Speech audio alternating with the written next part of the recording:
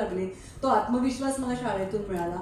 आणि मला असं सांगायला अगदीच आवडेल की फक्त शाळा, शिक्षण, अभिनय किंवा नाटकं या सगळ्याच्या पलीकडे जाऊन एक फेज होती आमच्या घरामध्ये की म्हणजे खूप गोष्टी काय सांगू आता की म्हणजे तेल पण एवढंच आणायचं 15 दिवस पुरेल एवढं, अशा सगळ्या गोष्टी होत्या.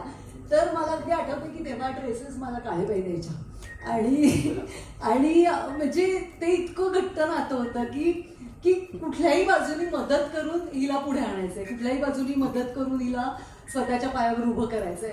हा दृष्टिकोन अगदी काय म्हणूया फॉर्मली नसेल पण ते खूप आतून येणारं एक प्रेम होतं आणि तो जिव्हाळा होता जो अजूनही आहे. त्यामुळे आणि मलाही करून आलं कारण दीपालीताई तुम्हाला मी अनेक वर्ष ओळखते. आज डोंबिवलीत इतकं सुंदर काम दीपालीताई गेली अनेक वर्ष करतायत. आज दीपालीताई शाळेतली पल्लू कशी होती हो?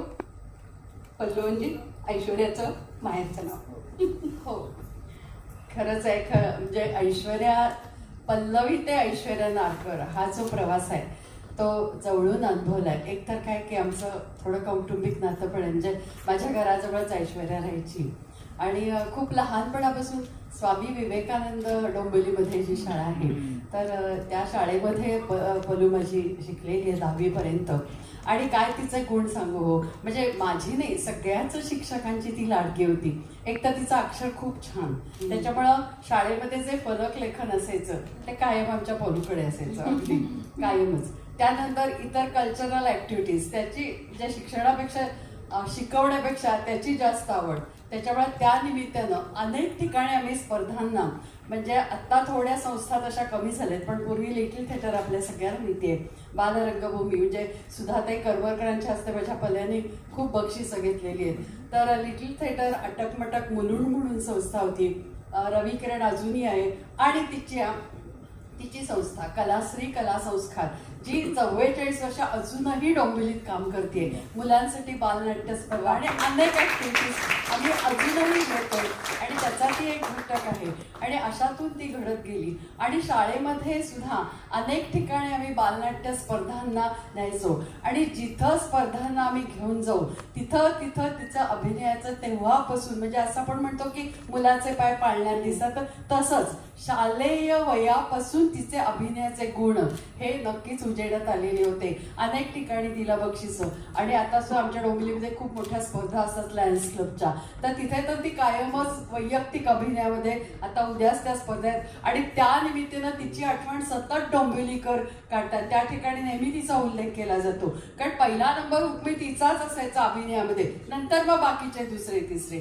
तर असं लहानपणापासूनच म्हणजे ते बाळकडू घरातूनच तिला, म्हणजे आई तिची तर उत्कृष्ट कलाकार आहेच, भले ती प्रकाशन नसेल पण म्हणजे बॅकस्टेज खूप. कॉलेजशी मी खूप कनेक्टेड आहे अजूनही. म्हणजे मी नेहमी सांगते की कॉलेज मी एन्जॉय केलं नसेल इतकी मी शाळेची 12 वर्ष जगली आहे किंवा ती अजूनही माझ्या अगदीच डोळ्यासमोर आहेत. मला त्याच्यातल्या छोट्या छोट्या घटना आठवतात.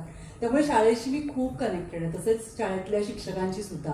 आता थोडंसं टीचर स्टुडंट असं सगळं नातं निर्माण झालंय पण तेव्हा जसं बाई म्हणाल्या की खरंच कौटुंबिक होतं. म्हणजे शाळा आमच्या चाळीच्या आणि शाळेच्या मध्ये फक्त रस्ता होता. आई खिडकीतून डबा द्यायची, बाई की डबा घ्यायच्या मला द्यायच्या. इतकं कौटुंबिक नातं होतं सगळ्याच, पहिलीच्या बाईंपासून 10वीच्या बाईंपर्यंत. तर त्यांनी म्हणजे सगळ्याच बहिणी, काळे बहिणी तर मला या सगळ्या क्षेत्रात येण्यासाठीचा जो माझं पहिलं पाऊल आहे ते माझे पांडुरंग कांगरेकर सर आणि काळेबाई यांनी हात धरून इकडे आणले. त्याच्यामुळे मी करायला लागले. तो आत्मविश्वास मला शाळेतून मिळाला. आणि मला असं